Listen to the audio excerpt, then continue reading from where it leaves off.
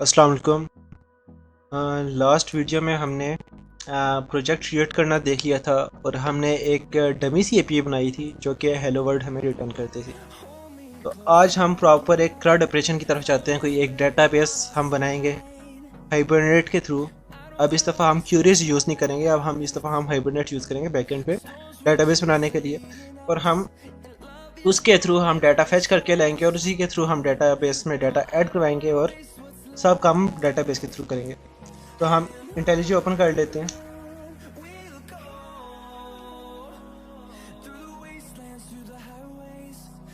आप उसी प्रोजेक्ट में भी एडिशंस कर सकते हैं, मगर मैं नया प्रोजेक्ट बना रहा हूँ इस दफ़ा। तो यहाँ क्रिएट न्यू प्रोजेक्ट पे चले जाएं।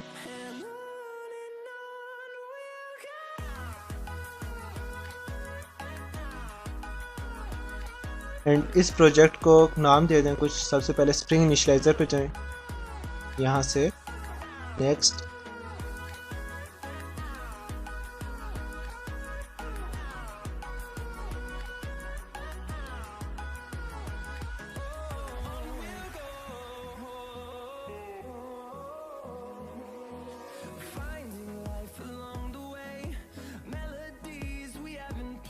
प्रोजेक्ट का नाम देने के बाद नेक्स्ट करें और इस दफ़ा मैं कुछ अलग से चीज़ें ऐड करवा रहा हूँ। ठीक है, हम इस दफ़ा spring boot dev tools use करेंगे। डेव टूल्स हम यूज़ करेंगे हम जो डेटाबेस है उसे एक्सेस करने के लिए, डेटाबेस का जो कंसोल होगा उसे एक्सेस करने के लिए। इस वीडियो में मैं MySQL डेटाबेस नहीं यूज़ कर रहा, बल्कि H2 डेटाबेस यूज़ करूँगा। जो H2 डेटाबेस है ये इन मेमोरी डेटाबेस है, ये आपको इंस्टॉल नहीं करनी पड़ती। इसी तरह इंटेलिजे ये जो स्प्रिंग के साथ एक इन मेमोरी डेटाबेस बनती है। जब प्रोजेक्ट आपका रन होता है तो डेटाबेस चल रही होती है, जब प्रोजेक्ट आपका क्लोज हो जाता है तो डेटाबेस आपकी डिस्ट्रॉय हो जाती है। तो ये मेमोरी में जस्ट डेटाबेस बनती है। तो उसका कंसोल एक्सेस करने के लिए स्प्रिंग डेव टूल्स में इंस्टॉल कर रहा हूँ और देन मैं लैम्बोक यूज़ कर रहा हूँ। ये हमारे पास कुछ एनोटेशंस होंगी जो कि हमारे पास कुछ कोड में हमें कोड फास्ट करने में हमें हेल्प करेंगी।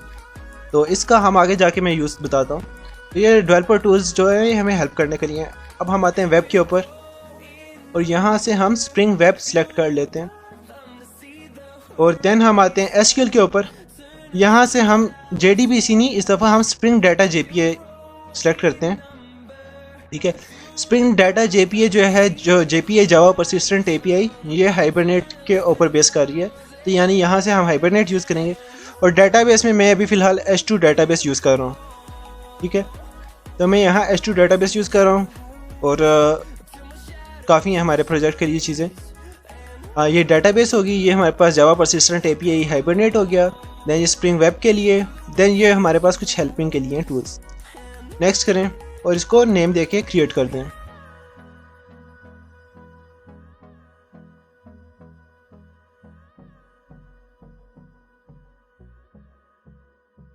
ये कुछ टाइम लेगा। फर्स्ट टाइम जब आप रन करेंगे इसे कुछ ज़्यादा टाइम लेगा, क्योंकि इसने लाइब्रेरीज आपसे लाइब्रेरीज नेट से डाउनलोड करनी है। तो सेकंड टाइम से इसका लोड टाइम कम हो जाएगा।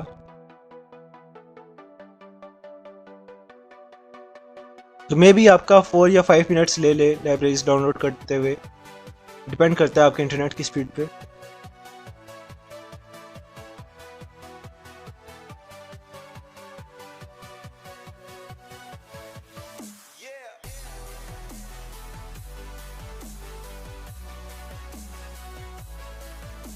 तो मेरा लोड हो चुका है यहाँ।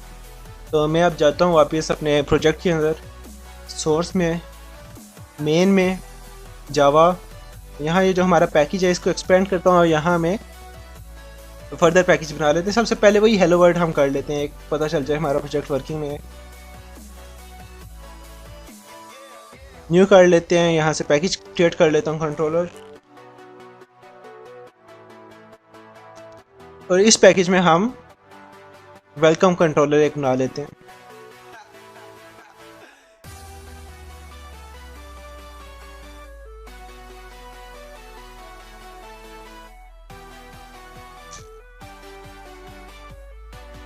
अब ये सिंपल एक जावा क्लास बन जाएगी। इसको कंट्रोलर बनाने के लिए हम यूज़ करते हैं REST API।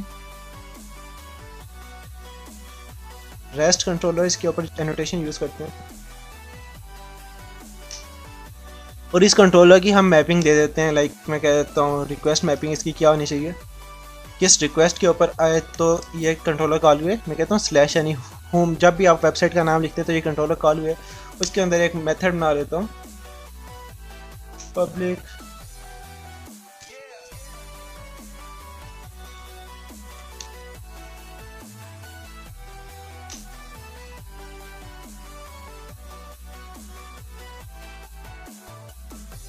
ठीक है। यहाँ मैंने एक फंक्शन बना ली और फंक्शन के ऊपर मैं लिख देता हूँ गेट मैपिंग, ताकि ये जो गेट जो यूआरएल से रिक्वेस्ट आती है उसके ऊपर ये फंक्शन हमारा कॉल हो जाए करे। एक दफ़ा रन कर लेते हैं हम इसे।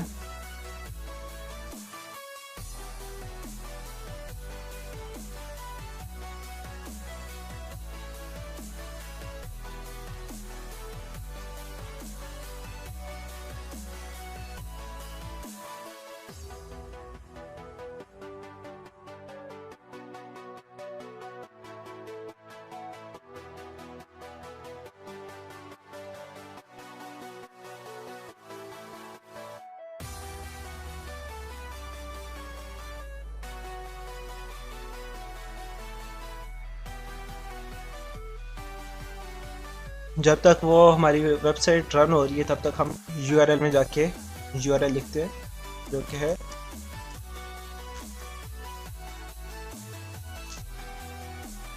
लोकल होस्ट कॉलन 8080, क्योंकि बाय डिफ़ॉल्ट ये 8080 के ऊपर रन करेगा। और ये वेबसाइट हमारी कंप्लीट हो चुकी है। अब देखें योर वेबसाइट इज़ वर्किंग, हमारे पास मैसेज एक आ रहा है प्रॉपर जो हमें शो कर रहा है कि हमारी वेबसाइट कम्प्लीटली वर्किंग है। अब हम आते हैं, हमने CRUD ऑपरेशन अगर H2 डेटाबेस के साथ करना है तो हमने क्या क्या चीज़ें करनी है। मैंने यहाँ बताया था कि अगर हम पिछले प्रोजेक्ट को ही लेके चलते हैं लाइक लास्ट वीडियो वाले को, तो हमें ये चीज़ें लाइब्रेरीज ऐड करनी पड़ती। लाइक लंबॉक ऐड करना है तो यहाँ से मैं जाता और इसका जो लेटेस्ट टेबल वर्जन है उसको सेलेक्ट करता, जो उसका यूआरएल होता लाइक मेवन पे जाके उसका जो यूआरएल होता वो मैं कॉपी करके अपने प्रोजेक्ट में ऐड कर लेता। मगर अभी देखें तो मेरे जो pom.xml फाइल है उसमें ये चीज़ें ऐड हुई होंगी। लाइक pom.xml में आता हूँ मैं,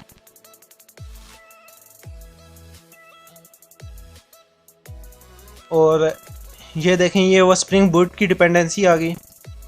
देन ये हमारे पास H2 डेटाबेस है। देन हमारे पास ये लंबॉक की डिपेंडेंसी है। अगर ये देखें ये वही डिपेंडेंसी है अगर जो यहाँ है और डॉट प्रोजेक्ट लंबॉक एंड अगेन ये वही चीज़ है। तो ये कुछ डिपेंडेंसीज थी और हमारे पास यहाँ JPA की डिपेंडेंसी होगी। ये हमारे पास JPA की है जो हाइबरनेट के लिए हमें चाहिए। तो ये हमारे पास डिपेंडेंसीज या तो हम ऑटोमेटिकली हम प्रोजेक्ट क्रिएट करते हुए ऐड कर लें, या फिर अगर नहीं ऐड की, सपोज मैंने JPA नहीं ऐड की तो मैं बाद में JPA यहाँ से वेबसाइट पे जाऊँगा, वहाँ JPA सर्च करूँगा, जैसा यहाँ JPA की लाइब्रेरी, और यहाँ से लेटेस्ट जो भी होगा स्टेबल वर्जन उसको कॉपी करूँगा और जाके अपने प्रोजेक्ट में कर दूँगा पेस्ट। ठीक है, तो अभी हमने इंक्लूड की हुई है तो अभी हमें एक काम करने की ज़रूरत नहीं है। जस्ट मैं दिखा रहा था कि आप लोगों के डिपेंडेंसीज आपने ऐड करनी है तो आप कैसे ऐड कर सकते हैं। अब हमने क्या करना है, हम इस तरह करते हैं कि एक कंट्रोलर बना लेते हैं, लाइक एक पर्सन का कंट्रोलर बना लेते हैं जो कि किसी पर्सन की डिटेल्स हमें रिटर्न करेगा।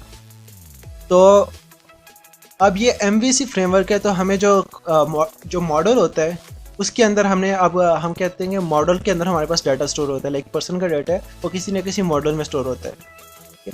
और यहाँ हम डेटाबेस फर्स्ट अप्रोच यूज़ करेंगे। हम जस्ट उसका मॉडल बनाएंगे, जावा में मॉडल को एंटिटी कहते हैं, वैसे हम उसकी हम एंटिटी बनाएंगे और ये उसकी जो है डेटाबेस हमें खुद ही जनरेट करके देगा। ठीक है, उससे पहले भी हम पहले आते हैं एक दफ़ा जो हमारा हाइबरनेट है उसको कर लेते हैं। हाइबरनेट वैसे हाइबरनेट कह रहा हूँ, वो जो हमारी H2 डेटाबेस है उसको कॉन्फ़िगर कर लेते हैं। वैसे भी H2 डेटाबेस आपकी चल रही होती है, मगर ये जो कॉन्फ़िगरेशन है ये थोड़ी सी आपको मैं बता देता हूँ क्या करेंगी। एप्लीकेशन प्रॉपर्टीज़ में है और वहाँ ये आप कॉन्फ़िगरेशन पेस्ट कर दें। और एक और चीज़ मैं कर लेता हूँ, H2.console को मैं इनेबल कर लेता हूँ। बाय डिफ़ॉल्ट डिसेबल्ड होता है, इसको मैं अब इनेबल कर लेता हूँ। तो फर्स्ट जो आपके पास है वो आपका डेटाबेस का नाम है। अगर आप नाम नहीं देते तो ये आपका कोई भी डमी नाम से आपकी डेटाबेस बना देता है, मेरे ख्याल से जो प्रोजेक्ट का नाम होता है उसी नाम से, ठीक है। इसके साथ मैंने ये जो स्ट्रिंग ऐड किया है, अगर ये स्ट्रिंग मैंने ना ऐड की हुई हो तो आपकी जब एप्लीकेशन रन हुआ करेगी तब ये डेटाबेस बनाया करेगा, जो ही आपकी एप्लीकेशन स्टॉप हुई डेटाबेस डिस्ट्रॉयड, ठीक है।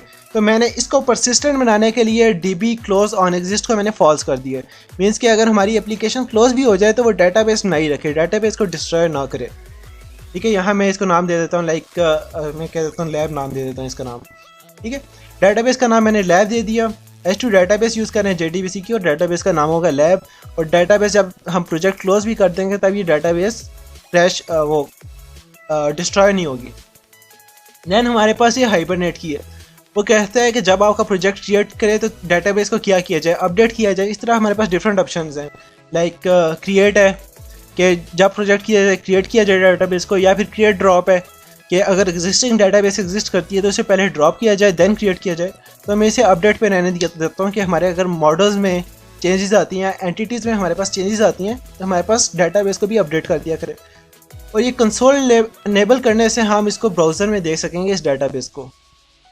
तो मैं एक दफ़ा रन करता हूँ इसको, क्योंकि मैंने कॉन्फ़िगरेशन इसमें ऐड कर दी है, और एक दफ़ा हम ब्राउज़र में इस डेटाबेस को एक्सेस करके देखते हैं अभी क्या है इस डेटाबेस में। डेटाबेस का नाम रखा है लैब मैंने, तो इसको ओपन करके देखते हैं एक दफ़ा हमारा प्रोजेक्ट स्टार्ट हो जाए तो प्रोजेक्ट हमारा स्टार्ट हो चुका है। आपने ब्राउज़र में आके वही लोकल होस्ट कॉलन 8080 यूआरएल है, उसके बाद आपने स्लैश डाल के लिखना है h2 डैश कंसोल। h2 जब कंसोल लिखेंगे तो ये डेटाबेस का हमारे पास कंसोल आ जाएगा। यहाँ आपने डेटाबेस का नाम देना है, जो कि हमारे डेटाबेस का नाम है लैब, और बाकी यूज़र ने पासवर्ड को छेड़ने की ज़रूरत नहीं है, जस्ट कनेक्ट हो जाए। तो ये हमारे पास एक डेटाबेस आ जाएगी जिसके अंदर भी फ़िलहाल ये डेटाबेस है, जिसके अंदर फ़िलहाल जस्ट अभी यूज़र्स का टेबल ही है और कोई हमारे पास टेबल्स नहीं है। तो इस डेटाबेस में अब फिर हम फर्दर आगे जाके हम इसमें चीज़ें ऐड करते हैं। अब मैंने बताया कि इस दफ़ा हम जो है एंटिटी बनाएंगे, उसी से ये डेटाबेस बनाएगा। तो वो बनाते हैं, कैसे बनाएगा। तो हम जैसा हमने कंट्रोलर का पैकेज बनाया था, इसी तरह हम एक पैकेज बना लेते हैं एंटिटी का, और इसके अंदर जो भी हमने डेटाबेस के टेबल्स बनाने होंगे वो हम एंटिटी के पैकेज में बना लिया करेंगे। लाइक मैं अभी बनाना चाहता हूँ पर्सन का, तो मैं जाता हूँ, तो मैंने पर्सन क्लास का बना लिया, और यहाँ हम एट्रीब्यूट्स डाल लेते हैं क्या क्या चीज़ें होनी चाहिए।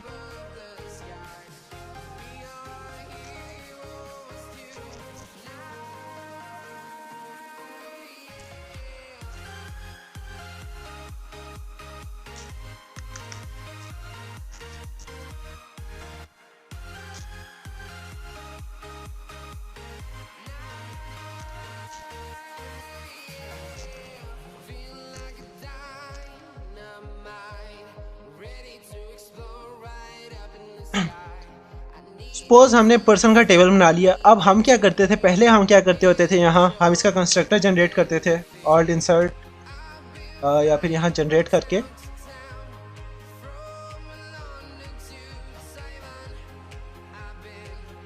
कंस्ट्रक्टर जनरेट करते थे। एक डिफ़ॉल्ट कंस्ट्रक्टर होता था, एक हम पैरामीटराइज कंस्ट्रक्टर जनरेट कर लेते हैं।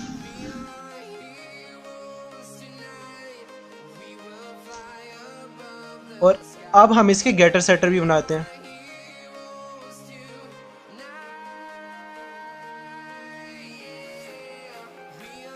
ठीक है, ये हमें एक बड़ी सारी क्लास बनानी पड़ती थी जिसमें हमारे पास ये जस्ट प्रॉपर्टीज़ होती थी, बाकी उनके कंस्ट्रक्टर्स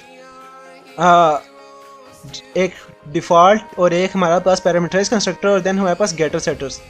अब जो हमने वो लंबक एक हमने एक्सटेंशन की थी, डिपेंडेंसी जो हमने की थी, उसका हमारे पास फ़ायदा क्या होगा। लाइक हमने कंस्ट्रक्टर बनाना है नो आर्गूमेंट, तो हम कह देंगे नो आर्गूमेंट कंस्ट्रक्टर, तो ये नो आर्गूमेंट कंस्ट्रक्टर बना देगा, हमें ये कंस्ट्रक्टर ऐड करने की ज़रूरत नहीं है। ठीक है, इसी तरह हमें ऑल आर्गूमेंट्स कंस्ट्रक्टर बनाना है, तो जस्ट हम लिख देंगे ऑल आर्गूमेंट्स कंस्ट्रक्टर। तो ये ऑल आर्गूमेंट्स कंस्ट्रक्टर हमें बना दिया करेगा, हमें ये लिखने की ज़रूरत नहीं है, ऑटोमेटिकली ये बना दिया करेगा। अब गेटर सेटर्स हैं, गेटर सेटर्स के लिए हम जस्ट इसके ऊपर डाटा लिखते हैं। डाटा लिखने से गेटर सेटर दोनों बना दिया करेगा, हमें इस चीज़ों की ज़रूरत नहीं है। या फिर अगर हमें सिर्फ गेटर चाहिए होते तो हम गेटर्स लिख सकते थे, लाइक इसके ऊपर गेटर्स लिखने से सिर्फ गेटर्स वर्क करता। तो इस तरह ये तीनों चीज़ें हो गई। अब उसमें नो आर्गुमेंट कंस्ट्रक्टर भी बन गया क्लास के अंदर, ऑल आर्गुमेंट कंस्ट्रक्टर भी बन गया, उसके सेटर गेटर भी बन गया। अब इसको हमने डेटाबेस की एंटिटी बनाना है, ये डेटाबेस का टेबल बन जाया करे जब हम एप्लीकेशन स्टार्ट किया करें। तो उसके लिए आप लोगों ने इसको ऊपर @entity लिख देना है। ये देख लें जिन जिन पैकेजेस से आ रही है javax डॉट persistent से, और बाकी जो थे वो लंबक के पैकेज से थे। इससे वो डेटाबेस की एंटिटी बन जाएगी। मगर अभी वो एरर दे रहा है कि हर टेबल के अंदर एक प्राइमरी की होना ज़रूरी है। तो हम इसके अंदर एक की भी बनाते हैं, लाइक @id करेंगे, javax डॉट persistent से ही है ये भी। तो इससे वो चीज़ की बन जाया करेगी, और हम इसको ऑटो इंक्रीमेंट पे लगा देते हैं।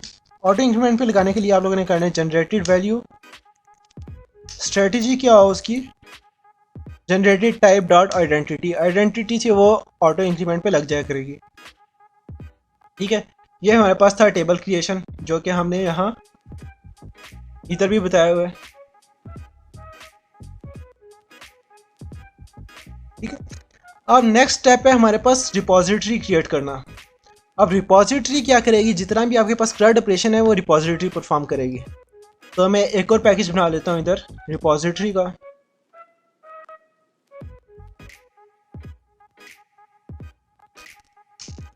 और इसके अंदर हम इसी पर्सन के लिए एक रिपोजिटरी बना लेते हैं, एक इंटरफेस होगा वो। यहाँ से मैं इंटरफेस सेलेक्ट कर लेता हूँ और उसका नाम रख लेते हैं पर्सन रिपोजिटरी। अच्छा, इस रिपोजिटरी के ऊपर आप लोगों ने एनोटेशन यूज़ कर लेनी है @repository। इससे स्प्रिंग का फ्रेमवर्क को पता चल जाएगा कि ये हम रिपोजिटरी बना रहे हैं, एक स्प्रिंग फ्रेमवर्क का ये एक कंपोनेंट है। और ये एक्सटेंड करेगी एक और इंटरफेस को, JPA रिपोजिटरी। और JPA रिपोजिटरी को हम दो पैरामीटर्स देंगे। फर्स्ट, एक क्लास का नाम जिसके लिए रिपोजिटरी बन रही है, वो बन रही है पर्सन क्लास के लिए। एंड सेकंड, हमने इसे पैरामीटर देना है कि पर्सन क्लास का की क्या थी। हमारे पास यहाँ जो की थी प्राइमरी की, वो इंटीजर टाइप थी, तो यहाँ हम उसके साथ बता देते हैं इंटीजर टाइप ही होगी।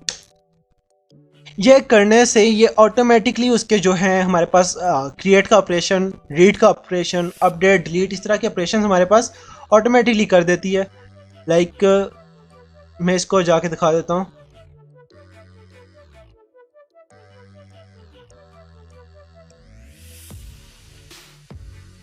इसकी जस्ट हम डिक्लेरेशन पे जाते हैं। अब ये देखें, ये इस रिपोजिटरी के अंदर फंक्शंस हैं। लाइक फाइंड ऑल का फंक्शन है जो कि हमारे पास सारे के सारे रिकॉर्ड्स रिटर्न कर देगा उस टेम्पलेट टाइप के। टेम्पलेट में हमने बता दिया था कि क्या चीज़ हमने पर्सन पास की है, और इसकी आईडी हमने बता दी थी कि इंटीजर टाइप की है।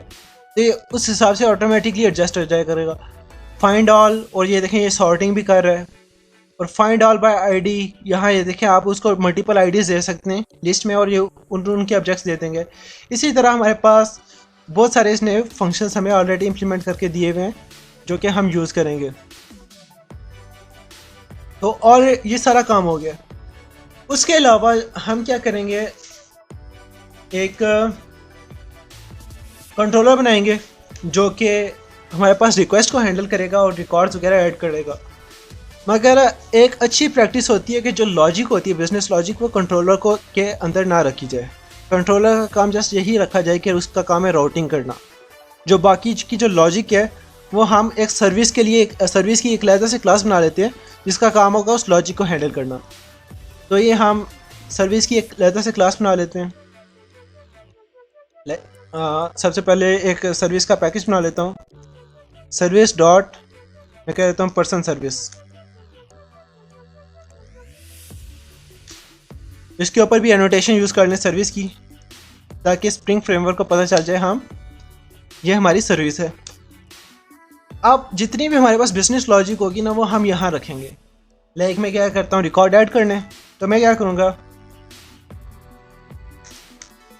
पब्लिक, लाइक मैं क्या करता हूँ पब्लिक लिस्ट पब्लिक। तो हम कर लेते हैं कि जब हम रिकॉर्ड ऐड करें तो वो इन रिटर्न हमें पर्सन की लिस्ट भी रिटर्न कर दिया करें। पब्लिक लिस्ट कर सकते हैं, या हम डायरेक्ट पर्सन भी कर सकते हैं, एक सिंगल पर्सन रिटर्न कर दिया गया है। पब्लिक पर्सन मैं कहता हूँ ऐड पर्सन, जिसको पैरामीटर में मिला करेगा हमें पर्सन, और ये क्या करेगा, हमें पर्सन का रिकॉर्ड डेटाबेस में ऐड करके दिया करेगा। अब मैंने बताया था जो डेटाबेस में ऐड वगैरह करने का काम, वो हमारा सारा काम हुआ है रिपोजिटरी में। तो हम इस रिपोजिटरी का ऑब्जेक्ट बनाएंगे यहाँ। तो हम क्या करते हैं, प्राइवेट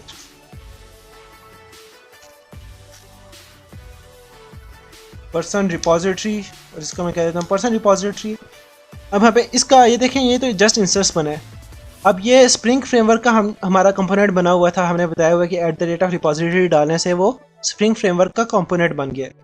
तो हम इसको अब इनिशियलाइज करने के लिए हम ऑटोवर्ड यूज़ कर सकते हैं। ऑटोवर्ड जब यूज़ करेंगे तो स्प्रिंग फ्रेमवर्क का काम बन जाता है इस सब्जेक्ट को इनिशियलाइज करना। स्प्रिंग फ्रेमवर्क खुद ही इनिशियलाइज कर दिया करेगा, हमें इनिशियलाइज करने की भी ज़रूरत नहीं है।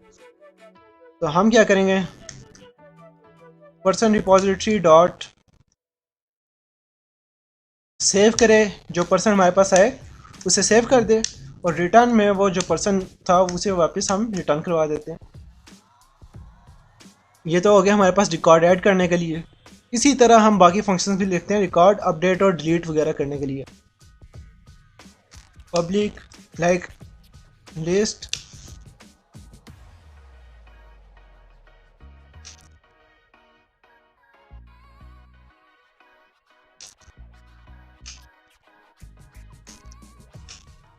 पर्सन में कहता हूँ गेट ऑल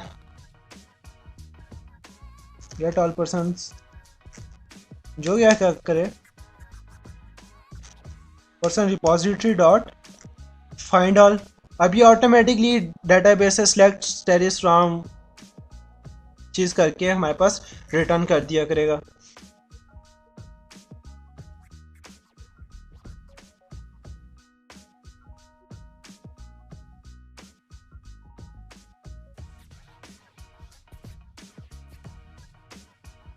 फाइंड ऑल हमारे पास क्या रिटर्न कर रहे हैं, जस्ट लिस्ट ही रिटर्न कर रहे हैं पर्सन टाइप, ठीक है। तो यहाँ हम रिटर्न करवा देते हैं, ऑल पर्सन रिटर्न कर दिया करें। इसी तरह हम बाकी फंक्शन बनाते हैं, पब्लिक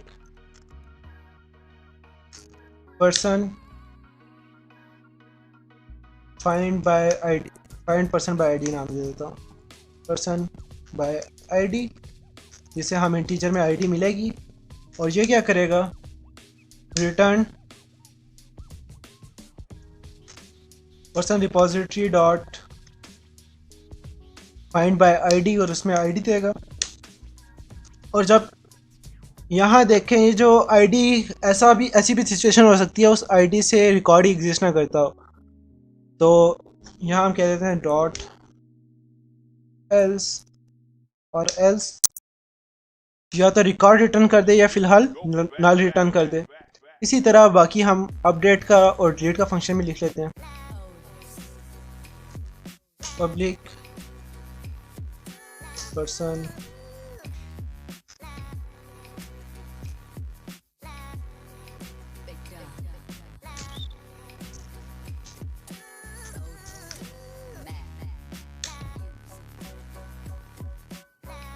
ठीक है।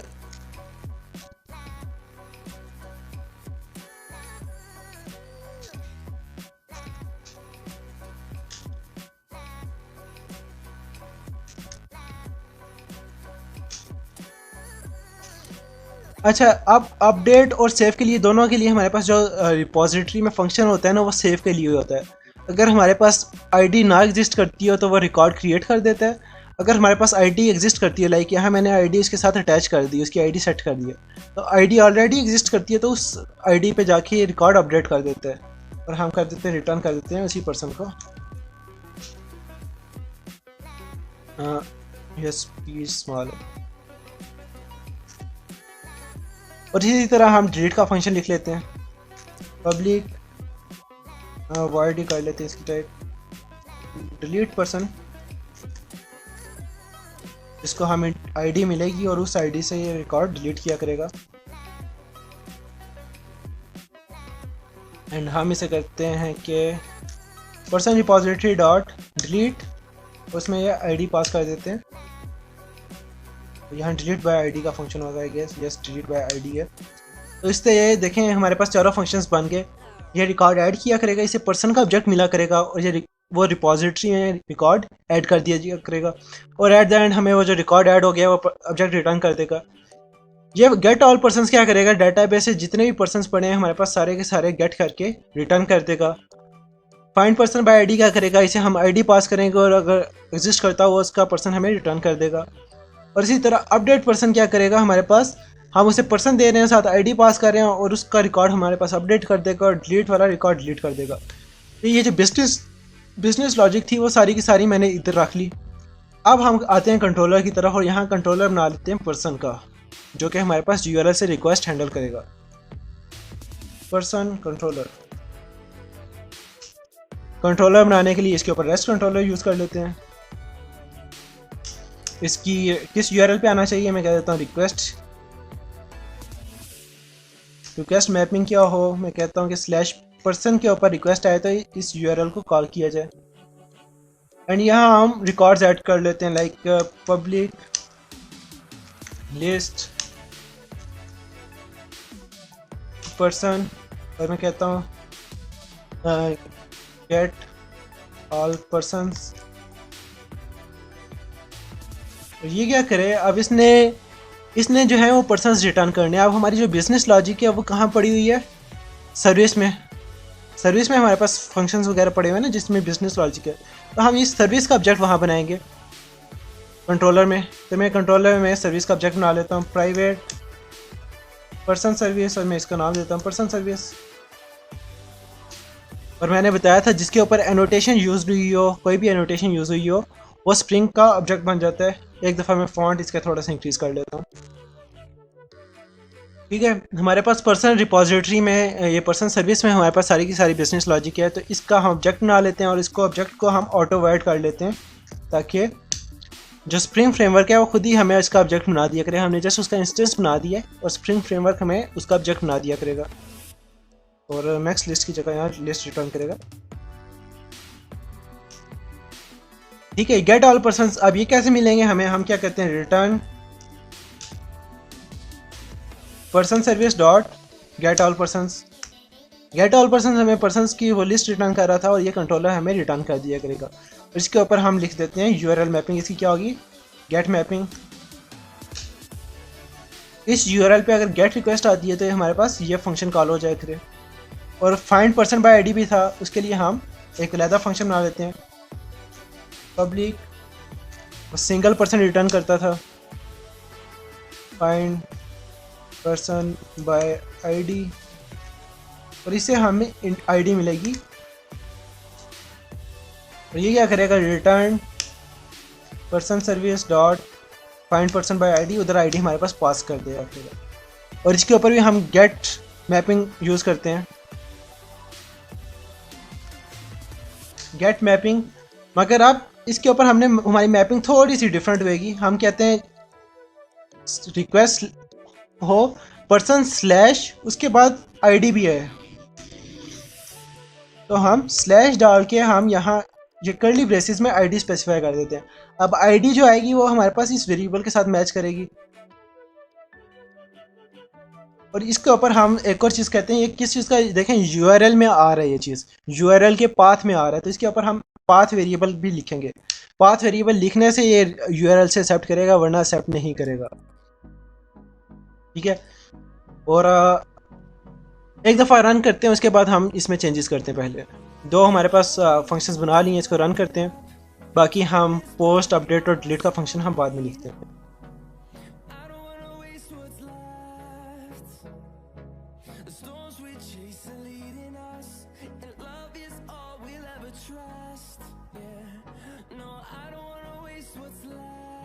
हमारे पास एप्लीकेशन स्टार्ट हो चुकी है, हम जाते हैं एक दफ़ा हम पहले इस डेटाबेस में जाके देख लेते हैं डेटाबेस में हमारे पास क्या है।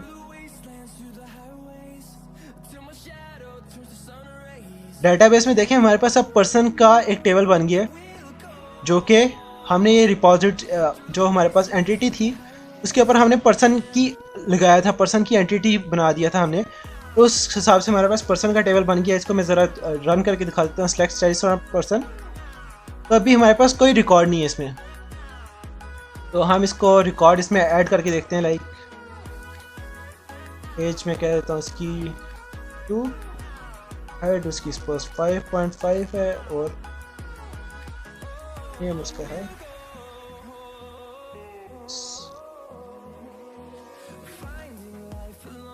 ठीक है। यहाँ इसके थ्रू हमने शायद आईडी भी देंगे क्योंकि हमने जस्ट उधर बताया कि स्प्रिंग फ्रेमवर्क का काम है इसने ऐड करना। अगर यहाँ से हम ऐड करें तो मैंने एक डमी रिकॉर्ड हमने जस्ट ऐड कर ली है।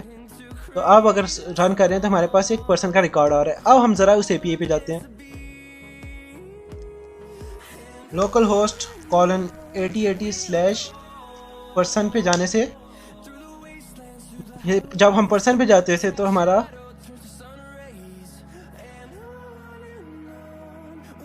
ये मेथड कॉल होता है जो कि हमें क्या करता है, जितने भी पर्सन होंगी उनकी हमारे पास लिस्ट रिटर्न कर देगा। ठीक है। और सेकंड हमारा क्या था, पर्सन बाय आईडी, जिसको हम आईडी देते थे और वो हमारे पास रिटर्न करेगा। तो आईडी देने के लिए हम स्लैश डाल के पर्सन की आईडी देंगे, लाइक 1। अब इसने 1 आईडी का एक ही ऑब्जेक्ट रिटर्न किया। और अगर पिछला देखें तो पिछला हमारे पास ये एक एरे रिटर्न कर रहा है, एक लिस्ट रिटर्न कर रहा है, उसके अंदर मल्टीपल ऑब्जेक्ट्स हो सकते हैं। और इसी तरह अगर मैं आईडी सपोज 2 देता हूँ तो हमारे पास नल रिटर्न हो रहा है क्योंकि आईडी 2 पे कोई पर्सन एग्जिस्ट ही नहीं करता। तब हम बाकी के मेथड भी हम लिखते हैं और देन हम पोस्टमैन के थ्रू टेस्टिंग करेंगे।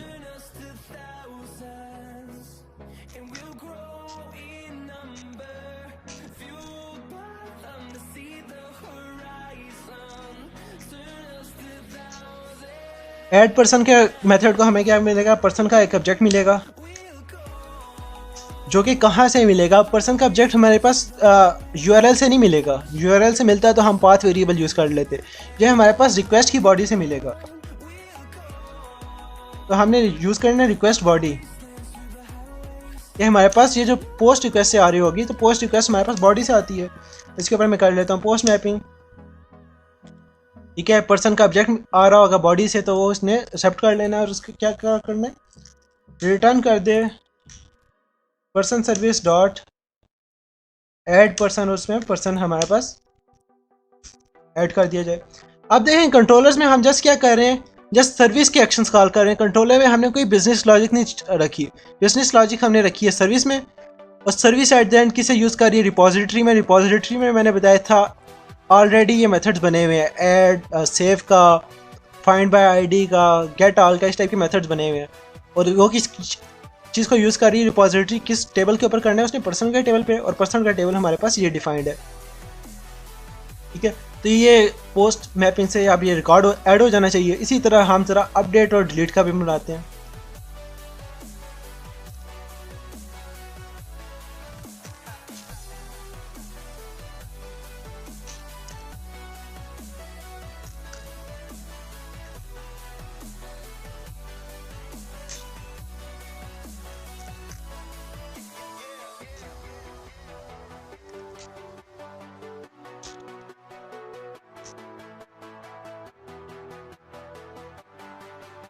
अपडेट पर्सन को हमने 2 पैरामीटर्स पास करने हैं, एक पर्सन और सेकेंडली उसकी आईडी। तो आईडी भी हम यूआरएल से लेते हैं, इंट आईडी। और आईडी देखें, आईडी जो आती है हमारे पास वो यूआरएल से आती है। तो उसके लिए मैं वापस यूज़ करूँगा पाथ वेरिएबल और आईडी को हम आगे पास कर देंगे सर्विस के पास। सर्विस का काम है डिलीट करना। और ये क्या होगी, पुट मैपिंग। अब इसमें यूआरएल के थ्रू हमारे पास एक्स्ट्रा चीज़ भी आ रही है तो वो भी हम डिफाइन करेंगे, जिससे हमने पहले गेट मैपिंग में डिफाइन किया था। क्योंकि वहाँ भी यूआरएल के थ्रू कुछ एक्स्ट्रा आ रहा था, यहाँ भी यूआरएल के थ्रू कुछ एक्स्ट्रा आ रहा है।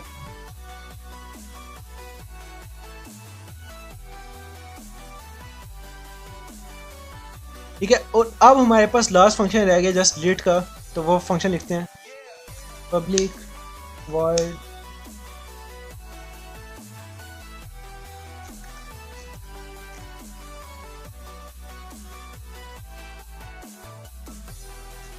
पाथ वेरिएबल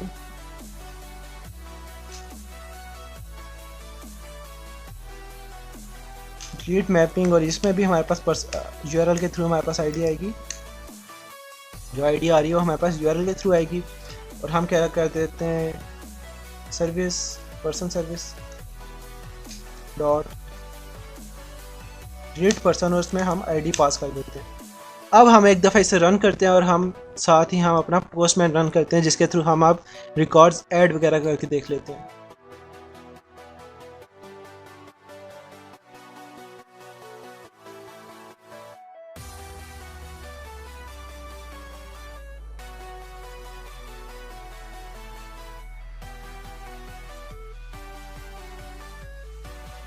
हमारी एप्लीकेशन स्टार्ट हो गई है। एक दफ़ा यूआरएल से जाके देखते हैं। पर्सन पे जाने से हमारे पास क्या रिटर्न हो रहा है। एक पर्सन जो हमने ऐड किया था वो रिटर्न हो रहा है। डेटाबेस में भी ये हम देख लेते हैं।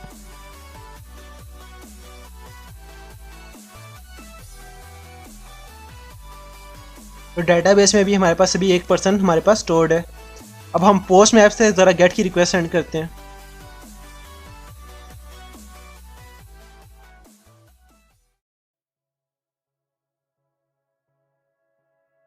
हमारे पास यूआरएल क्या है पर्सन का।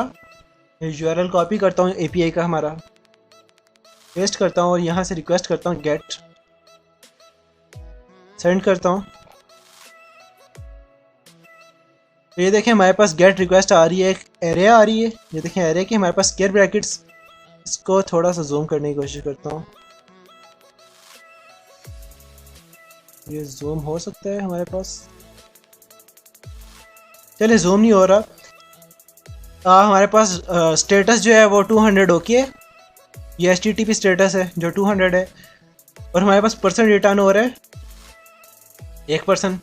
इसी तरह हम आप ज़रा इसके साथ बाय आईडी भी गेट करके देखते हैं। मैं आईडी के साथ अटैच कर देता हूँ। 1 आईडी से हमारे पास अभी रिकॉर्ड एग्जिस्ट करता है, तो 1 आईडी के साथ सेंड करता हूँ।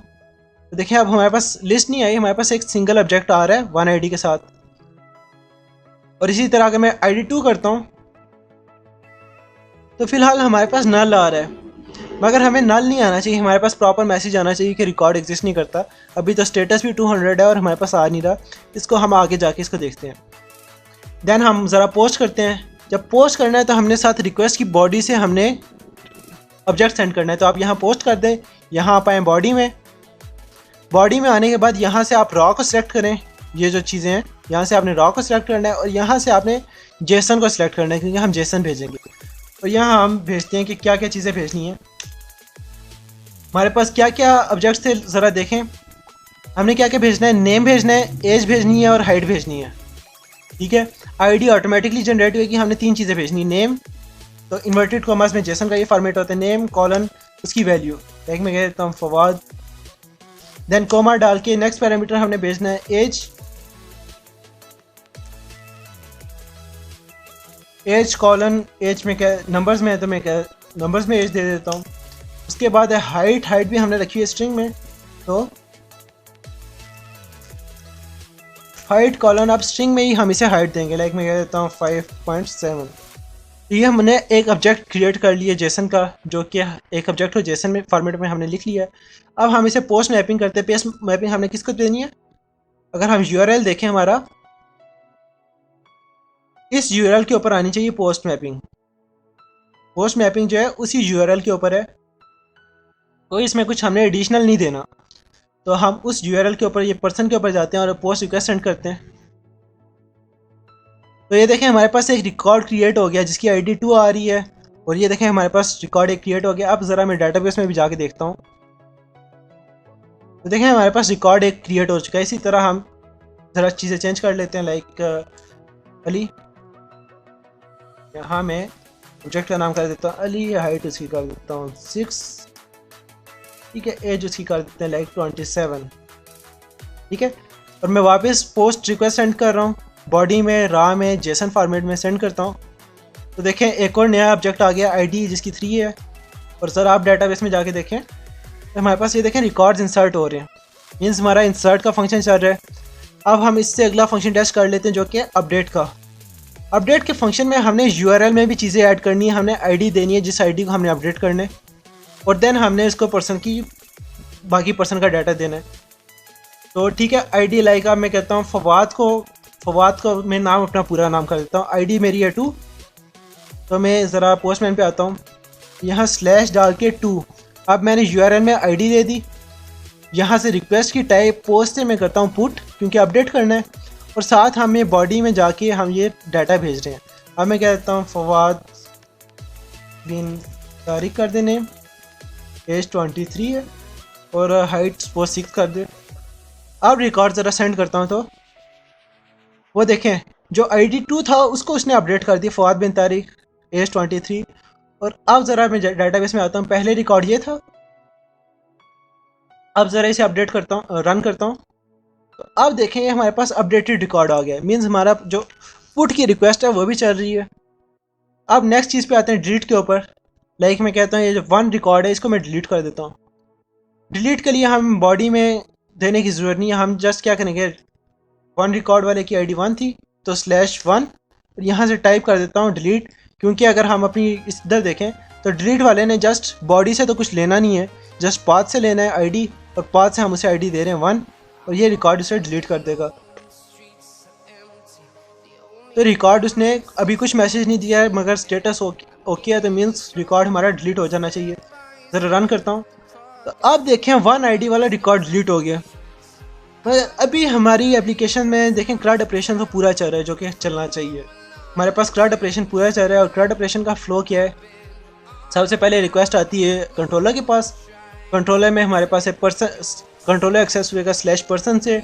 उसके बाद अगर डायरेक्ट /person पे गेट रिक्वेस्ट भेजते हैं तो ये सारे पर्सन रिटर्न कर देगा। अगर उसके साथ हम ID भी अटैच कर देते हैं तो सिर्फ वो पर्सन रिटर्न करेगा। अगर हम उसके साथ टाइप उसकी पोस्ट कर देते हैं और हम बॉडी से उसे पर्सन का ऑब्जेक्ट भेज देते हैं तो हमारे पास ये पर्सन ऐड कर देगा। अगर हम बॉडी के साथ बॉडी में ऑब्जेक्ट भी भेजते हैं और URL में ID भी भेजते हैं और उसकी टाइप पुट कर देते हैं तो रिकॉर्ड अपडेट कर देगा। और अगर URL में ID भेजते हैं और रिकॉर्ड हम उसकी टाइप जो है वो डिलीट कर देते हैं तो वो रिकॉर्ड डिलीट कर देगा। मगर अभी हमारी एप्लीकेशन में कुछ इश्यूज़ हैं। इश्यूज़ क्या हैं, लाइक इसने रिकॉर्ड डिलीट किया मगर हमें कोई मैसेज शो नहीं किया है। देखें बॉडी में जो हमारे पास रिस्पांस आया कोई मैसेज शो नहीं हुआ, तो हमें कैसे पता चलेगा रिकॉर्ड डिलीट हुआ या नहीं हुआ। तो कोई ना कोई हमारे पास मैसेज आना चाहिए। सेकेंडली लाइक अगर मैं गेट करता हूँ और मैं पर्सन कहता हूँ कि लाइक ID 1 वाले को गेट करे जो कि हमने डिलीट कर दिया था, अगर मैं सेंड करता हूँ तो हमारे पास कोई रिस्पांस नहीं आ रहा। इसको मैं डिलीट कर देता हूँ बॉडी से, तो कोई रिस्पांस नहीं आ रहा हमारे पास, जस्ट हमारे पास नल रिटर्न हो रहा है जो हमें पता नहीं चल रहा कि ये एग्जिस्ट करता है या नहीं। लाइक अगर मैं ID कर देता हूँ लाइक 55 सेंड करता हूँ तो हमारे पास कोई प्रॉपर रिस्पांस नहीं आ रहा कि ये रिकॉर्ड एग्जिस्ट नहीं करता, क्या मसला है। और इसी तरह अगर हम पोस्ट करते हैं और ठीक है, अभी हम इसमें थोड़ी सी पोस्ट में भी हमारे पास हम एक पैरामीटर्स में भी जस्ट चेंजेस करते हैं। लाइक मैं कहता हूँ कि हम क्या कहते हैं कि जो नेम है वो रिक्वायर्ड है। मैं कहता हूँ @कॉलम और इसमें कह देता हूँ null label is equal to false, यानी नेम नल नहीं हो सकता। ठीक है, अब ज़रा रन करता हूँ और नेम में मैं नल पास करके देखता हूँ।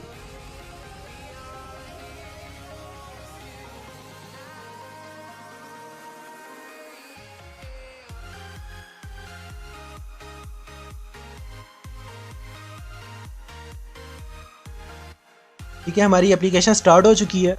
अब ज़रा मैं जब पास कर रहा हूँ रिक्वेस्ट टाइप पोस्ट है और मैं नेम पास ही नहीं करता, देखते हैं हमारे पास क्या आता है।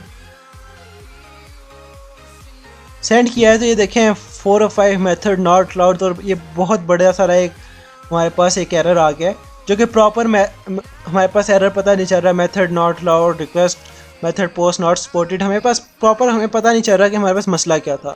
तो इस चीज़ को भी अब हम फर्दर सेट करते हैं। हमारे पास चीज़ें तो चल रही हैं मगर हमारे पास जो एरर मैसेजेस हैं वो हमारे पास प्रॉपर आने चाहिए। हमारे पास एरर हैंडलिंग नहीं हुई प्रॉपर अभी। अब ज़रा हम आते हैं एरर हैंडलिंग पे। एरर हैंडलिंग के लाइक जैसा मैंने बताया फाइंड बाय ID कर रहे थे और वो एग्जिस्ट नहीं कर रहा था, तो अभी फ़िलहाल नल रिटर्न कर रहा था। अब हम नल की बजाय हम इसे प्रॉपर मैसेज रिटर्न करते हैं। तो उसके लिए हम एक क्लास बना लेते हैं जो कि नॉट फाउंड की क्लास बना लेते हैं और जो कि वो हमारा मैसेज रिटर्न करेगी। तो मैं यहीं आता हूँ, एक पैकेज बनाता हूँ जो कि जितनी भी एक्सेप्शन हैंडलिंग होगी हम उस पैकेज में किया करेंगे।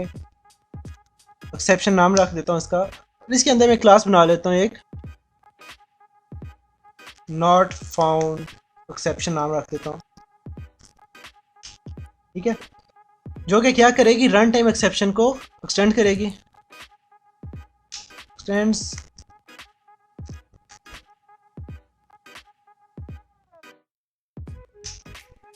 रन टाइम एक्सेप्शन, और इसके अंदर हमारे पास कंस्ट्रक्टर हुएगा जो कि हमारा मैसेज फॉरवर्ड कर दिया करेगा आगे। पब्लिक नॉट फाउंड एक्सेप्शन, और इसमें हमारे पास मैसेज मिला करेगा स्ट्रिंग मैसेज जो कि हमने डिस्प्ले करवाना होगा, और वो हम क्या कहते हैं ओपन मैसेज फॉरवर्ड कर दिया करे, जो इसकी रन टाइम एक्सेप्शन है उसे ये मैसेज फॉरवर्ड कर दिया करे। और इसके ऊपर मैं रिस्पांस स्टेटस डाल देता हूँ नॉट फाउंड का, कि रिस्पांस जो कोड होगा वो भी क्या हो जाए response status, HTTP status dot कौन से नॉट फाउंड,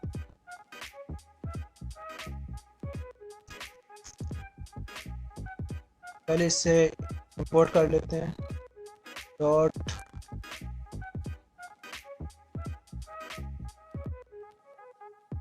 नॉट फाउंड। ठीक है, तो हमने रिस्पांस स्टेटस सेट कर दिया इस क्लास का कि नॉट फाउंड है। ये क्लास एक्सटेंड कर रही है रन टाइम एक्सेप्शन को, क्योंकि ये रन टाइम ही एक्सेप्शन आएगी हमारे पास अगर रिकॉर्ड एग्जिस्ट ना करता हुआ, और इसको कुछ ना कुछ हमें मैसेज हम पास करेंगे। अब हम क्या करते हैं, जो हमारे पास सर्विस थी, जहाँ हमारे पास बिजनेस लॉजिक थी, और यहाँ हम एल्स में हम रिटर्न कर रहे थे, तो यहाँ हम पहले चेक कर लेते हैं। मैं क्या करता हूँ कि ये जो हमारे पास लाइक इसको, ये जो हमारे पास फाइंड ऑल का ऑब्जेक्ट था, ये क्या रिटर्न कर रहा है अगर आप देखें तो ये हमारे पास ऑप्शनल टाइप का एक ऑब्जेक्ट रिटर्न कर रहा है। तो मैं ऑप्शनल का एक ऑब्जेक्ट बना लेता हूँ,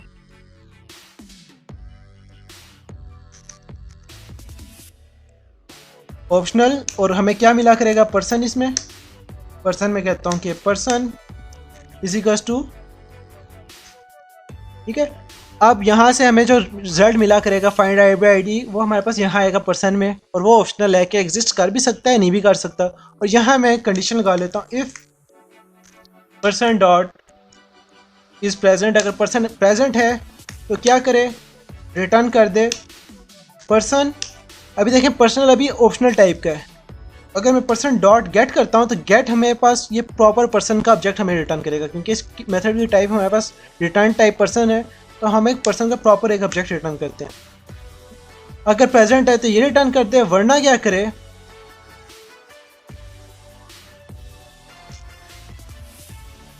थ्रो न्यू, लाइक मैं कह देता हूँ नॉट फाउंड एक्सेप्शन, बल्कि इसको हम ये चीज़ इधर रहने देते हैं, थोड़ी सी हम इस तरह करते हैं कि पर्सन डॉट गेट यहाँ रहने देते हैं, और नॉट फाउंड एक्सेप्शन हम इफ़ में ले जाते हैं। इसके ऊपर नॉट लगा देता हूँ ताकि जो भी रिजल्ट है उसको ऑपोजिट कर दे। अब ये हमारा कोड थोड़ा ज़्यादा अच्छा दिख रहा है। यहाँ हमने मैसेज दे रहे हैं, जो हमने मैसेज डिस्प्ले करवाना है कि पर्सन विद, मैं कह देता हूँ ID डज नॉट एग्जिस्ट। ठीक है, अब ज़रा इसे रन करते हैं हम, और कोई ऐसा पर्सन हम गेट करने की कोशिश करते हैं जो हमारे पास एग्जिस्ट ना करता हो, तो देखते हैं हमारे पास क्या आता है।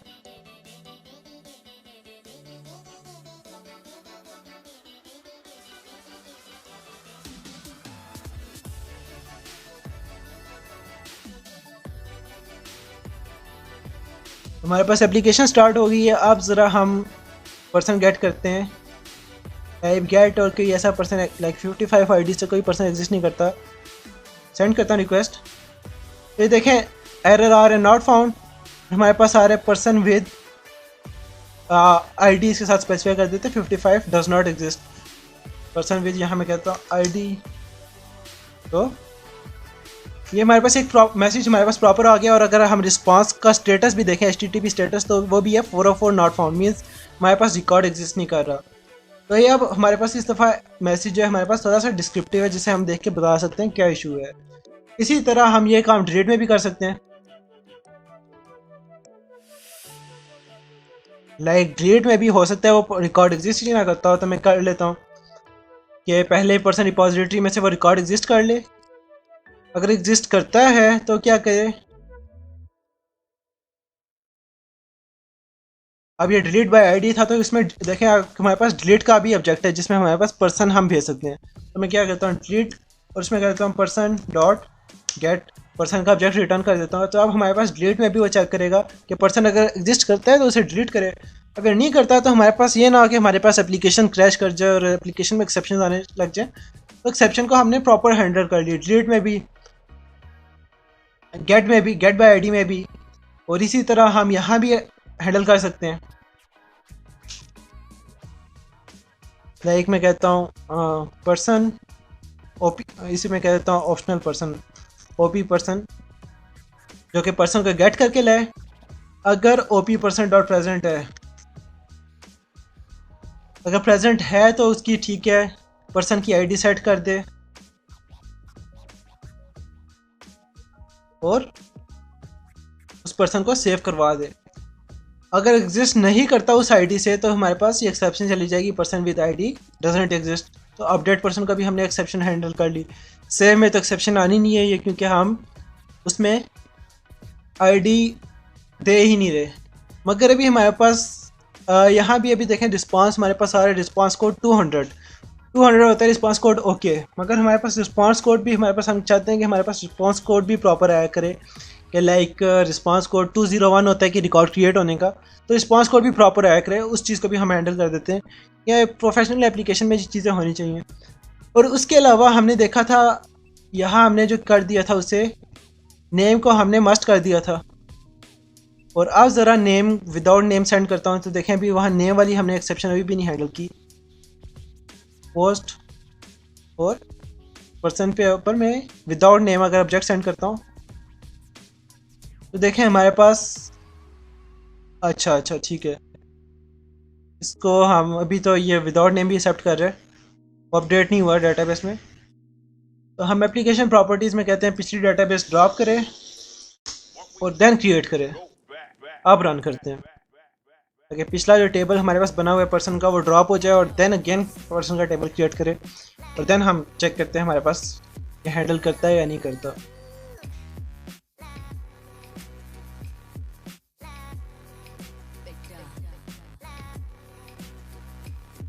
एप्लीकेशन स्टार्ट होगी। अब मैं ज़रा पोस्ट की रिक्वेस्ट भेजता हूँ विदाउट नेम।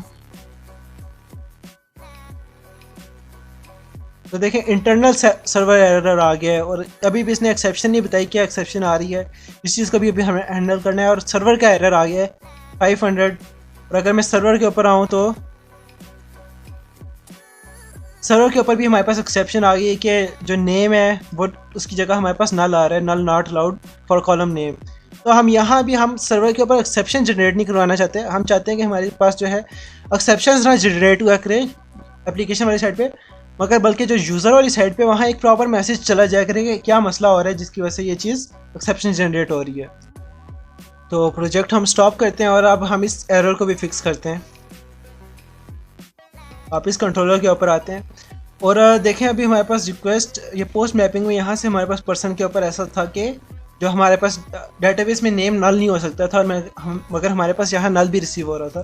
तो इसके लिए एक तो हम पहले सबसे पहले करेंगे @ वैलिड डालेंगे रिक्वेस्ट बॉडी से पहले। तो ये आपके पास क्या करेगा, चेक करेगा कि जो रिक्वेस्ट है वो वैलिड है या नहीं। और साथ हमने एक और पैरामीटर हमने इसके साथ ऐड करना है कि बाइंडिंग रिजल्ट। तो ये हमारे पास इसका जो एरर्स वगैरह आएंगे वो भी हमारे पास यहाँ रिसीव करेगा। और ये जितने भी एरर्स आएंगे अगर वैलिड नहीं है तो वो हमारे पास जो एरर्स आएंगे वो हमारे पास बाइंडिंग रिजल्ट क्लास में आ जाया करेंगे। तो यहाँ हम चेक कर लेते हैं if result dot has errors हमें बता दिया करेगा कि उसमें एरर्स हैं या नहीं।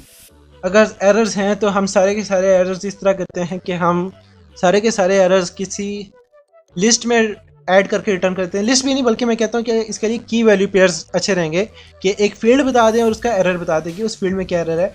तो उसके लिए की वैल्यू के लिए हमारे पास होता है मैप। फर्स्ट टाइप क्या होगी स्ट्रिंग, और सेकंड भी उसकी क्या वैल्यू भी क्या होगी स्ट्रिंग। उसका मैं नाम दे देता हूँ कि लाइक एरर्स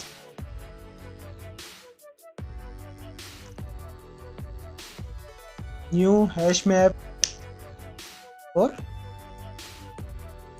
ठीक है, ये हमारे पास एक हम की वैल्यू पेयर्स हमने बना ली जिसके अंदर हम एरर्स स्टोर कर लेंगे, और यहाँ हम फॉर ईच लूप लगा के सारे के सारे जो एरर्स हैं और binding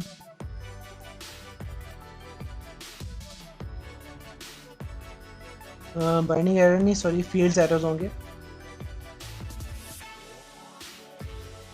field error error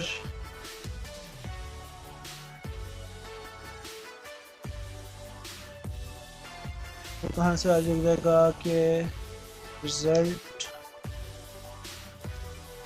gate field errors. ठीक है, फील्ड जितनी भी हमारे पास फील्ड्स थी लाइक नेम एज वगैरह उनके सारे एरर्स उठा के ले आए यहाँ, और यहाँ हम एरर्स लेके हम जो भी हैं वो हम रिजल्ट सेट में पुट करना शुरू कर देते हैं।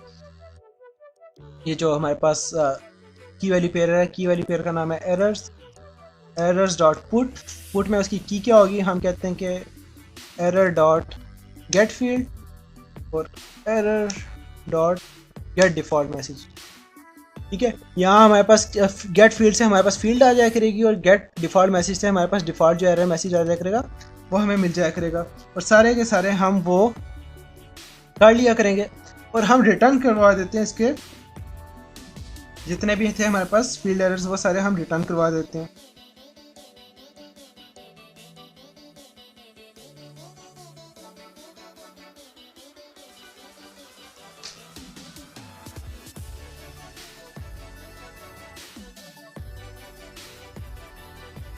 रिटर्न रिस्पॉन्स एंटिटी वो किस टाइप की होगी, मैप,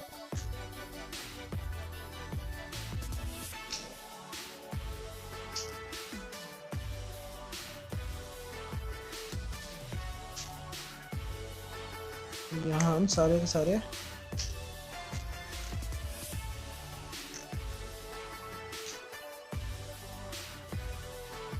बैड रिक्वेस्ट कर देते हैं, और इसकी जो रिटर्न टाइप है वो हम इस दफ़ा रिस्पॉन्स एंटिटी कर देते हैं पर्सन की बजाय। इस दफ़ा वो रिस्पॉन्स एंटिटी रिटर्न करेगा, और रिस्पॉन्स एंटिटी किसी भी टाइप की आ सकती है। और इसी तरह हम सॉरी एक और चीज़ रिटर्न न्यू होएगा। ठीक है, ये तो हो गया केस अगर हमारे पास एरर एग्जिस्ट कर रहे थे तो हमारे पास जितने भी एरर्स हैं वो हैश मैप के अंदर ऐड कर दे और हमारे पास बैड रिक्वेस्ट रिटर्न कर दे। अगर एरर्स नहीं है तो हम क्या करते हैं, रिटर्न न्यू रिस्पॉन्स एंटिटी। अब इस दफ़ा इस रिस्पॉन्स एंटिटी किस टाइप की होगी, पर्सन टाइप की।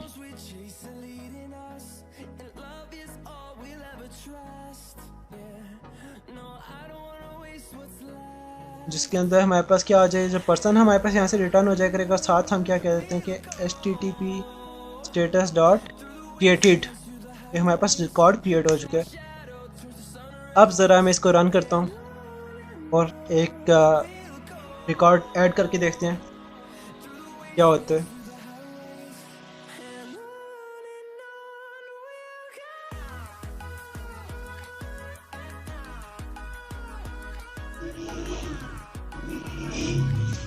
ठीक है, हमारी एप्लीकेशन स्टार्ट हो चुकी है। अब हम ज़रा ये देखें, विदाउट नेम हम इसे पहले पोस्ट रिक्वेस्ट सेंड करते हैं।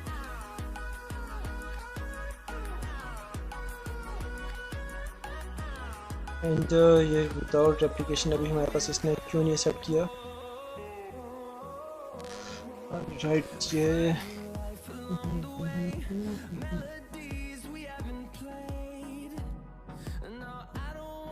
इसको ज़रा डिबग कर लेते हैं।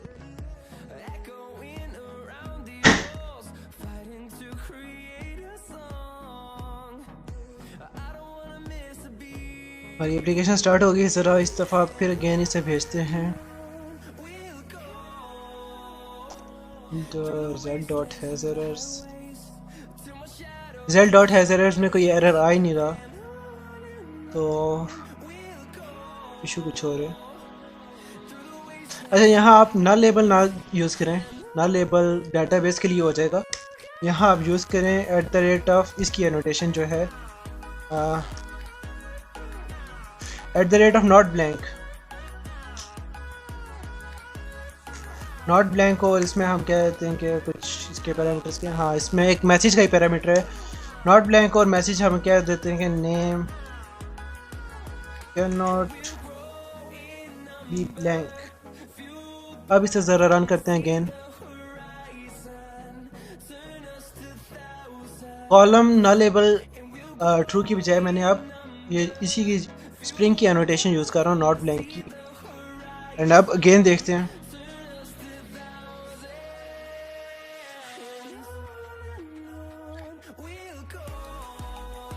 तो हमारे पास एप्लीकेशन स्टार्ट होगी। अब अगेन रिक्वेस्ट सेंड करते हैं इसे। तो अब देखिए अब हमारे पास प्रॉपर मैसेज आ रहा है name can not be blank, और यहाँ भी अगर हम देखें तो यहाँ हमारे पास एक्सेप्शन ही जनरेट हो रही है। पहले हमारे पास एक्सेप्शन जनरेट हो रही थी, और अब हम ज़रा नेम दे के देखते हैं। Name colon then comma send. ठीक है, अब हम रिकॉर्ड दे रहे हैं तो रिकॉर्ड ऐड हो रहा है। अगर रिकॉर्ड लाइक कोई चीज़ जो रिक्वायर्ड थी वो नहीं देता तो हमारे पास एरर आ रहा है name can not be blank, और हमारे पास यहाँ बैड रिक्वेस्ट आ रही है कि रिक्वेस्ट हमारी जो है वो ठीक नहीं है। और जो अगर नेम में सही दे देता हूँ, लाइक मैं कह देता हूँ अली, नेम कॉलन अली, तो हमारे पास ये देखें 201 का रिस्पांस कोड आ रहा है कि 201 क्रिएट हो गया रिकॉर्ड। और ये देखें रिकॉर्ड हमारे पास क्रिएट हो चुका है। डेटाबेस में भी हम जाके देख सकते हैं।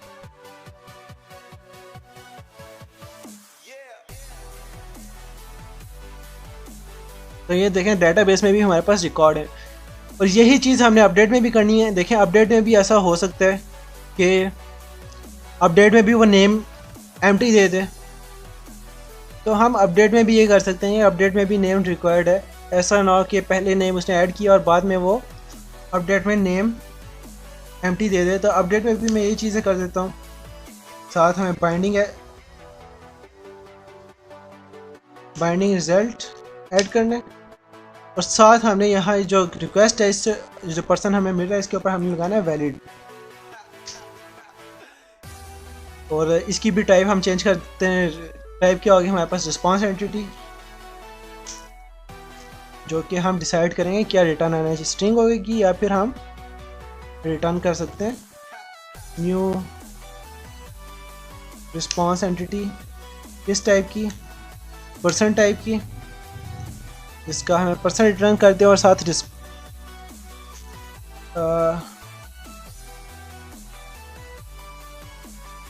रिस्पांस स्टेटस डॉट, और ये रिस्पांस कोड है क्या है हमारे पास HTTP स्टेटस डॉट लाइक में कहता हूँ कि ओके ये रिकॉर्ड हमारे पास ठीक है। और इसी तरह लाइक डिलीट का भी हमारे पास कोई मैसेज नहीं जा रहा था तो डिलीट में भी हम कर देते हैं। यहाँ की बजाय हम क्या कर लेते हैं, रिस्पांस एंटिटी है इसमें, और हम यहाँ क्या कर देते हैं रिटर्न न्यू रिस्पांस एंटिटी, और एक स्ट्रिंग मैसेज रिटर्न कर देते हैं। स्ट्रिंग और मैं क्या कहता हूँ कि record deleted with ID plus ID भेज देता हूँ। और क्या होगा कि HTTP स्टेटस डॉट ओके। तो यूँ हमारे पास आप डिलीट की दफ़ा भी प्रॉपर, पहले तो हम डिलीट करते हमें कोई रिस्पांस नहीं आता था, तो हमें डिलीट का भी प्रॉपर रिस्पांस आना चाहिए ओके, और साथ मैसेज आ जाना चाहिए कि रिस्पांस डिलीट, रिकॉर्ड डिलीट हो गया। और अगर हम कोई ऐसी ID भेज देते हैं कि लाइक ID एग्जिस्ट नहीं करती, तो वो भी हमने देखे सर्विस में हैंडल किया हुआ था। ऐसी ID आ जाती जो एग्जिस्ट नहीं करती, तो वो भी हमारे पास आ जाएगा कि person with flaw ID doesn't exist.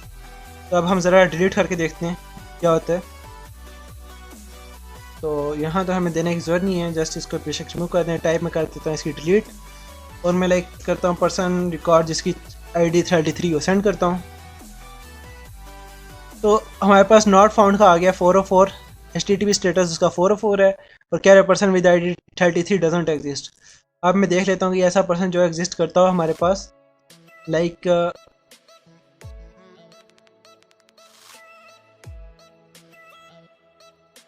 अभी कोई पर्सन एग्जिस्ट नहीं करता, तो कोई पर्सन पहले क्रिएट कर लेते हैं।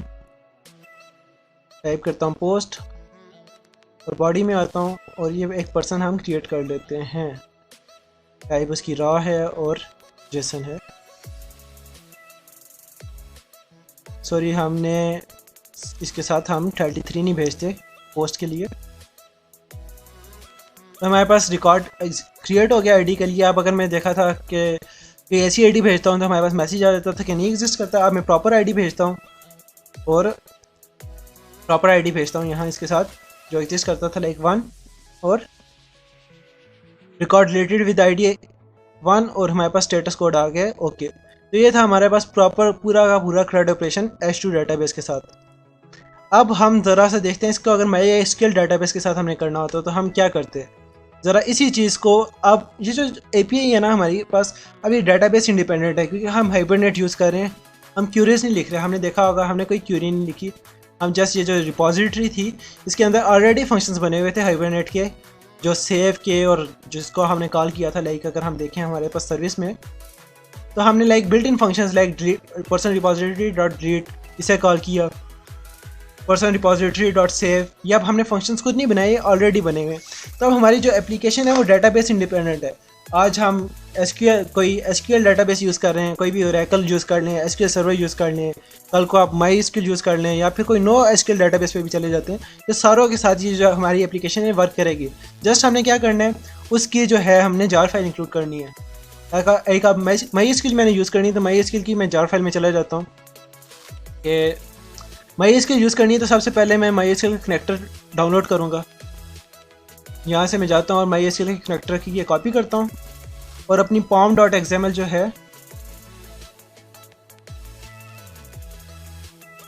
उसके अंदर मैं ऐड कर देता हूँ MySQL की डिपेंडेंसीज के सेक्शन में आके यहाँ मैं वो MySQL की डिपेंडेंसी पेस्ट कर देता हूँ और यहाँ आपके पास ऑप्शन आ जाएगा कोई मेवन को रिफ़्रेश करने का, लाइक जैसा लोड मेवन चेंजेस। तो यहाँ से मैं रिफ़्रेश कर देता हूँ ताकि जो है वो MySQL की जार फाइल को डाउनलोड कर ले। अब ये ऑटोमेटिकली डाउनलोड करके इसने सेट कर लेनी है, हमें कुछ और करने की ज़रूरत नहीं है ये चीज़। और MySQL कनेक्ट करने के लिए हमारे पास दूसरा जो चीज़ है, हमने जो हमारे पास है एप्लीकेशन डॉट प्रॉपर्टीज़, वहाँ उसने हमने थोड़ी सी चीज़ें ऐड करनी है MySQL से रिलेटेड। तो आते हैं हम एप्लीकेशन प्रॉपर्टीज़ में। ये हाइबरनेट को मैं यहाँ से कमेंट कर देता हूँ, लाइक कमेंट कर देता हूँ इन सारों को, हैश से कमेंट हो जाते हैं। ये नहीं यूज़ कर रहा है, इसकी जगह में अब MySQL वाली चीज़ें पेस्ट कर देता हूँ। लाइक हमने क्लास ड्राइवर में हमने MySQL का ड्राइवर दे दिया, देन हमने URL देना है JDBC का, तो डेटाबेस का नाम दे देते हैं, लाइक मैं कहता हूँ लैब, और यूज़र नेम रूट है, उसका पासवर्ड 0 है। शो SQL ये चीज़ ऑप्शनल है, अगर ट्रू कर देंगे तो आपके पास यहाँ जो कंसोल है यहाँ भी SQL शो हो रही होगी ये क्या क्या आपने किया है। ये अपडेट या क्रिएट वाला अभी हमने ऊपर यूज़ कर रहे थे, ये DDL ऑटो क्रिएट ड्रॉप, तो क्रिएट ड्रॉप और क्रिएट करता था, अपडेट में एग्जिस्टिंग टेबल में ही कर देता था। और यहाँ ये हमने हाइबरनेट डायलेक्ट में बता देना कि हम MySQL यूज़ कर रहे हैं। और MySQL यूज़ कर लिया तो इसके लिए मुझे XAMPP सर्वर भी स्टार्ट करना पड़ेगा, जहाँ मैं MySQL स्टार्ट करूँ अपनी। तो मैं XAMPP के ऊपर भी MySQL स्टार्ट कर देता हूँ, ठीक है। और ये मैंने XAMPP के ऊपर भी MySQL स्टार्ट हो गया और अब मैं ज़रा एप्लीकेशन अपनी रन करता हूँ। अब ये MySQL डेटाबेस यूज़ करेगी instead of H2 database. And देखते हैं यहाँ हम साथ कंसोल में देखते हैं कि क्या क्या काम कर रहा है। इसको मैं क्लियर कर देता हूँ यहाँ, क्लियर ऑल, और अगेन हम देखते हैं कि कंसोल में क्या क्या काम हो रहा है। मैंने वो शो SQL ट्रू किया था तो हमारे पास SQL क्यूरीज भी यहाँ कंसोल में शो हो रही होंगी जो जो रन हो रहा होगा।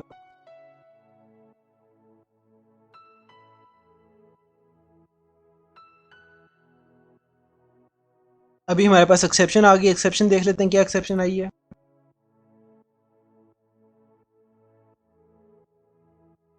अननोन डेटाबेस लैब, अभी इसको लैब डेटाबेस क्रिएट करने का राइट नहीं है। हम इस तरह करते हैं, डेटाबेस इसे ऑलरेडी क्रिएट करके दे देते हैं। मैं जाता हूँ MySQL के एडमिन के ऊपर और इसे डेटाबेस ऑलरेडी क्रिएट करके दे देता हूँ। टेबल्स वगैरह ये खुद ही क्रिएट करेगा। मैंने पोर्ट 81 पे चलाया हुआ है तो इसलिए मैं 81 लिख रहा हूँ। आपका डिफ़ॉल्ट 80 पे ही चल रहा होता है मोस्टली, तो आप लोगों को ये करने की ज़रूरत नहीं होगी।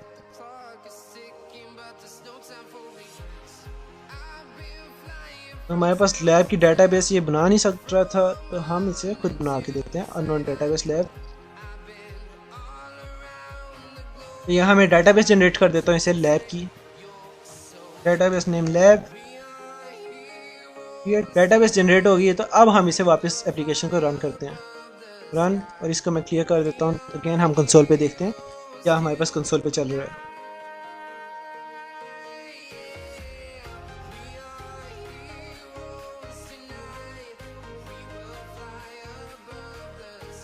ये देखें हमारे पास वो क्यूरीज भी चल रही हैं, देखें ये टेबल पर्सन, उसने ID integer not null auto increment, और वो उसने पर्सन भी दे दिया। इसी तरह जो भी हमने डाटाबेस यूज़ करनी होगी हम जस्ट उसकी जार फाइल इंक्लूड कर लेंगे, और उसकी जो प्रॉपर्टीज़ होगी, लाइक जैसे प्रॉपर्टीज़ में क्या था, माई स्किल डायरेक्ट इसके लिए न्यू था, बाकी चीज़ें इसका यूज़र नेम पासवर्ड के लिए था, इसका डाटाबेस का यूआरएल था, और इसका ड्राइवर का नाम था। जस्ट हम ये नेट से उठाएंगे कि इसकी क्या चीज़ें प्रॉपर्टीज़ हैं। आप बेशक नो एसक्यूएल डाटाबेस उठा लें, बेशक आप जिस मर्जी डाटाबेस पर चले जाएं, हमें डाटाबेस की नॉलेज होना ज़रूरी नहीं है। आप देखें वो क्रिएट कर चुके हैं, हमारी एप्लीकेशन स्टार्ट हो चुकी है। अब ज़रा मैं डाटाबेस पे जाता हूँ और देखता हूँ हमारे पास डाटाबेस में क्या है। तो देखें डाटाबेस में हमारे पास पर्सन का टेबल एग्जिस्ट कर रहा है, एंड ये हमारे पास पर्सन का टेबल एग्जिस्ट कर रहा है। रिकॉर्ड एक ऐड करके देख लेता हूँ अगेन, टाइप आता हूँ पोस्ट, और यहाँ हम ऐड कर लेते हैं नेम। फिलहाल जस्ट मैं नेम ही ऐड कर लेता हूँ क्योंकि नेम हमारे लिए मस्त था, बाकी चीज़ें मस्त भी नहीं थी। और यहाँ से मैं 1 हटा देता हूँ, सेंड करता हूँ। तो देखें उसने रिकॉर्ड क्रिएट कर दिया जिसकी आईडी 1 हो गई है, नेम फवाद हो गया।